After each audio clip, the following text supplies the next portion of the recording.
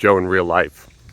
I'm in a little bit of a self-imposed time crunch this morning, which is completely okay with me because I totally feel like butt.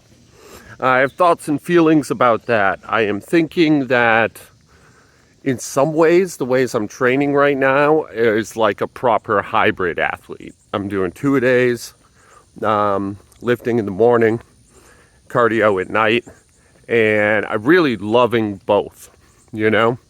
Like the evening run is an important attitude adjustment for me where I get some much needed time alone and really clear my head and my emotional slate.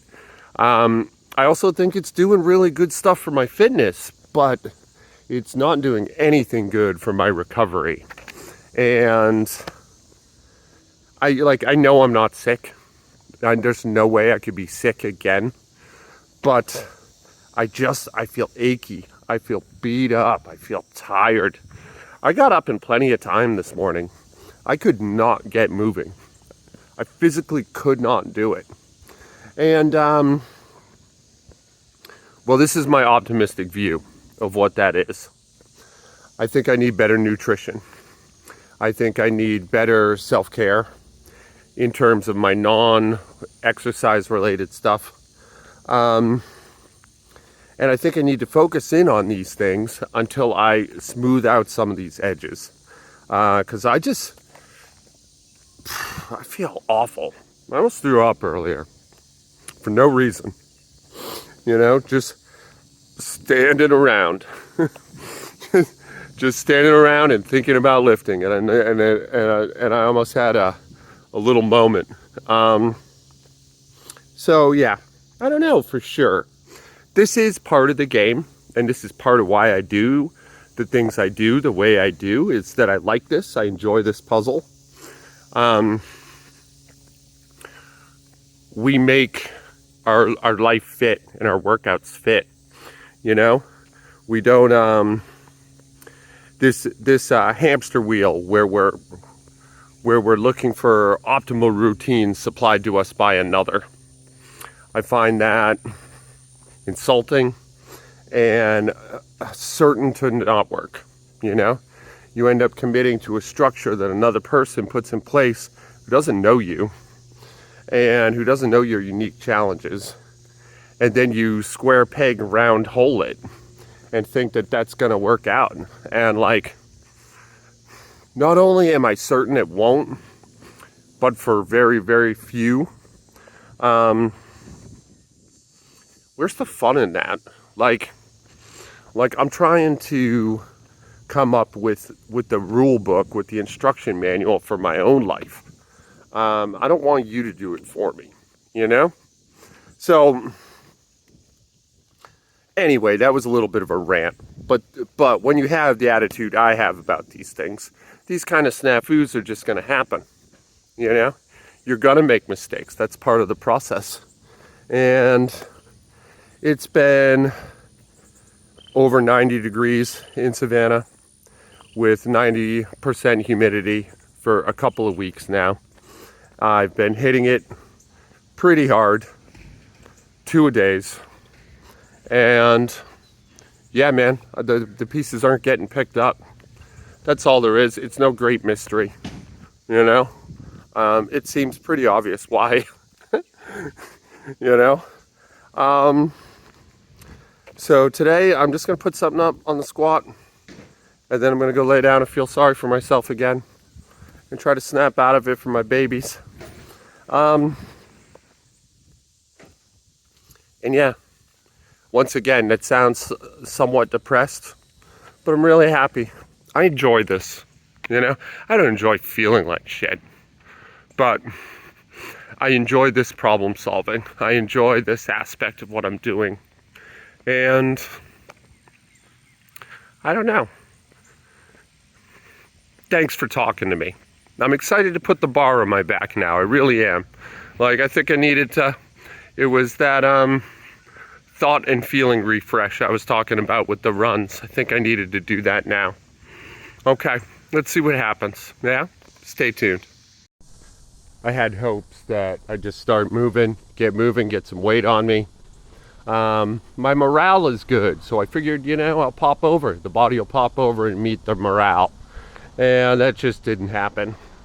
I also had a somewhat obvious observation, which I haven't made yet, and probably you have, and I am kind of kicking myself, but I haven't taken any meaningful steps to make sure I'm hydrated. And like, that probably sounds a little silly, but I'm running in the evening. And these aren't long or intense runs. I often leave them feeling better than when I started, which has kind of been my motif running-wise lately. And like, I'm drinking plenty of fluids, but am I drinking enough fluids to warrant like roughly a half-hour run every evening with like temperatures that are at times 100 degrees?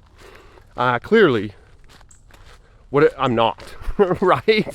right, and that would explain the fatigue, the lethargy, the body aches.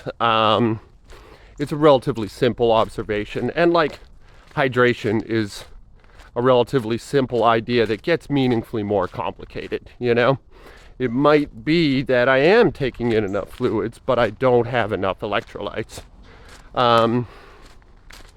And that's annoying because I have a really, really good electrolyte supplement that I'm not taking. I just said that out loud and it was kind of embarrassing. Like, what I should be doing, I should definitely be getting a pint of this with the solution after my run every evening. For sure. I should probably be doing 2. And I'm not doing that. And I'm like, oh, why do I feel so fucking bad? Like, now that I'm fleshing it out, it's a little bit frustrating. It's just a little bit frustrating because I'm pretty sure that's it. Like, and of course, like, last week I did get sick, and I was actually sick, but, excuse me, immune system, hiccups can definitely be a result of fucking stressors, like not being hydrated enough, not getting enough sleep, overtraining, which I wasn't really in any danger of that, but also like intense DOMS, delayed onset muscle soreness, and dehydration are like, they're like best friends and cousins. And I've definitely been struggling with that too. So I've got some ideas. I've got some ideas of what I can do to remedy this situation. I'm also thinking about getting back on the Ben Patrick knees over toes. Those of you who are long-time watchers know that I flirt with this system quite a bit, but I've never really committed. And not to bang an old drum, but I am getting old. I need to pay some attention to these joints, these tendons and ligaments, and like keep them healthy and strong. Like, is it possible that weaknesses down chain are spurring problems up chain, such as extreme delayed onset muscle soreness? I mean, that's a little bit of a stretch. It's not the thickest of theories, but I think there's something there, and I do want to investigate. And also, I just need that work. Like, oh, I'm running out of time. Hold on. I'm in Bonaventure Cemetery. It's fucking gorgeous, right? But like I was saying, I am the world's most pathetic hybrid athlete in that I'm not doing anything impressive, and I'm not this interference. I'm not throwing up numbers in the face of the interference principle, but I am training like a hybrid athlete. And if I'm going to continue to do that, and I really do want to because I enjoy it a lot, then I got to start doing some housekeeping. I got to start making sure like my mechanics, my imbalances are they're at least getting attention. I'm not one of these people that thinks every little imbalance is, you know, a game ender. Certainly all you have to do is go on YouTube, the very thing you're watching this on, and look for athletes with muscular sclerosis or other neurological disorders who suffer from extreme imbalances that are putting up numbers that you can't even consider putting up. You know, I saw one guy who's like had a spine like a capital letter S, and he was deadlifting over 600 pounds. So fuck off with the imbalances. Like, fuck right off with that. Seriously, it's a paper tiger. They're just fanning the flames of fear to get you to buy their program, watch their content. Like, you know, I'm not trying to hate on that necessarily. It's just like, you're full of shit and you know you are. And you don't have to be a grifter, you know? I know that that's how a lot of people on this platform make their living, but that doesn't have to include you. Anyway, so yeah, I'm going to put some attention in that stuff. I'm going to make sure I'm hydrated, and I think I'm going to start all this tomorrow.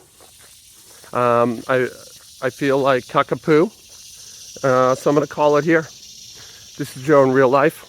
I love you guys. Be good to each other. Be kind. I'm going to do my level best to do the same. Enjoy this day with my family. And get up early tomorrow, fully hydrated. No orange juice colored urine. And see what happens. All right. Take care.